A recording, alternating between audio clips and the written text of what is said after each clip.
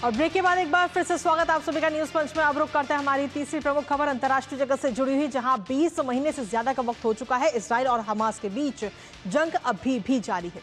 Gaza और West Bank में हर दिन हालात बिगड़ते ही जा रहे हैं और कतर की राजधानी दोहा में रविवार को हमास और इजराइल के बीच अप्रत्यक्ष सीज फायर वार्ता का पहला दौर बिना ही किसी समझौते के खत्म हो गया। तो वहीं सीज फायर वार्ता को लेकर इजरायली प्रधानमंत्री बेंजामिन नेतन्याहू ने कहा है कि वो उम्मीद करते हैं कि राष्ट्रपति ट्रंप के साथ उनकी मुलाकात सीज फायर वार्ता को आगे बढ़ाने में मदद करेगी। अब ऐसे में ये युद्ध विराम की उम्मीद है या फिर नया संकट, ये तो आने वाला वक्त ही बताएगा। लेकिन क्या ट्रंप नेतन्याहू की बैठक का कोई हल निकलेगा? इस बैठक के जरिए नजर इस बैठक पर रहेगी, लेकिन उससे पहले आपको दिखाते हैं दोहा में हुई पहली बातचीत क्यों रही बेनतीजा। दोहा में ये पहली बातचीत हुई, लेकिन इस बातचीत का कोई हल नहीं निकला, कोई नतीजा नहीं निकला। कतर में हमास इजराइल के बीच ये अप्रत्यक्ष वार्ता हुई। अमेरिका और कतर की मध्यस्थता में ये बातचीत हुई है, लेकिन इस बातचीत का कोई अगर हम देखें तो ये बातचीत बिल्कुल ही बेनतीजा रही है, कोई हल नहीं निकला है। पहले दौर की बातचीत के कोई खास परिणाम निकलकर सामने नहीं आए हैं। अब ऐसे में सवाल ये है कि आखिर इसका हल कब निकलेगा।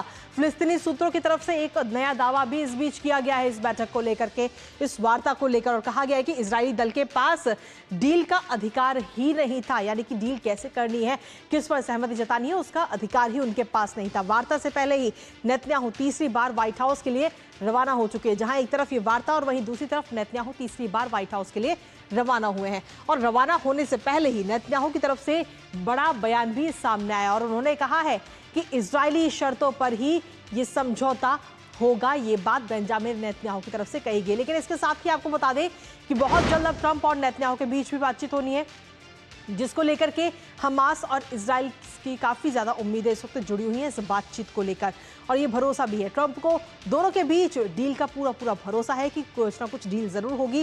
डील होने पर बंधकों की रिहाई भी कहीं ना कहीं संभव है। इसको लेकर बेंजामिन नेतन्याहू ने कहा है कि वार्ता से बातचीत के रास्ते आगे खुलेंगे जब ये वार्ता होगी ट्रंप के साथ उनकी। इसके साथ ही बंधकों की वापसी पर भी नेतन्याहू की तरफ से दो टूक मैसेज दे दिया गया है और उन्होंने सीधे तौर पर अमेरिकी प्रस्ताव पर हमास का सकारात्मक रुख भी देखने को मिला है। इसके साथ ही बंधकों की वापसी और हमास का खतरा खत्म करना हमारी प्राथमिकता है, ये बात बेंजामिन नेतन्याहू की तरफ से कही गई है। इसके साथ ही हमास की तरफ से भी सकारात्मक रुख इस पूरी वार्ता को लेकर, इस बातचीत को लेकर नजर आया। लेकिन इसके साथ ही कुछ पहलुओं पर हमास की रजामंदी बिल्कुल नजर नहीं आ रही है, जिसमें अगर हम देखें तो मानवीय मदद है और बॉर्डर है, इजरायली फौज की वापसी, इस पर पूरा पेच जो है वो अभी फंसा हुआ है और शायद इसीलिए बातचीत सफल नजर नहीं आ रही। लेकिन इसके साथ ही तेल अवीव की अगर हम बात करें तो तेल अवीव में संघर्ष विराम की मांग भी काफी ज्यादा तेज होती हुई नजर आ रही है। इजराइल में जनता का दबाव है। तेल अवीव में शनिवार रात हजारों लोगों ने प्रदर्शन किया है और उस प्रदर्शन की ये तस्वीर भी इस वक्त हम आपको दिखा रहे हैं। काफी ये प्रदर्शन हुआ जिसमें प्रदर्शनकारियों की तरफ से कहा गया कि युद्ध को रोक दो, बंधकों को वापस लाओ। जब भी हमास के कब्जे से 50 बंधक हैं, आपको बता दें कि अभी भी हमास के पास में है ये 50 बंधक, और गाजा स्वास्थ्य मंत्रालय की तरफ से एक बड़ा दावा भी इसी बीच किया गया है और कहा गया है कि अब तक 57,000 से ज्यादा फिलिस्तीनियों की मौत हुई है। ये बड़ा दावा इस वक्त किया गया है।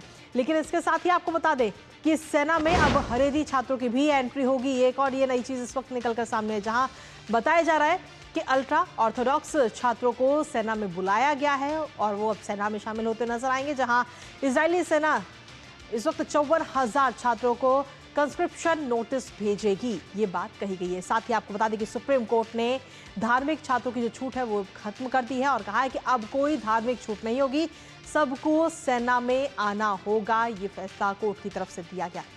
पहले दशकों अगर हम देखें तो इन छात्रों को धार्मिक अध्ययन के आधार पर सेना में शामिल होने से छूट मिल जाती थी, लेकिन अब वो छूट नहीं मिलेगी। अब आबादी 13% तक पहुंच चुकी है और इसको लेकर सेना की तरफ से कहा गया है कि धार्मिक भावनाओं का ध्यान रखा जाएगा।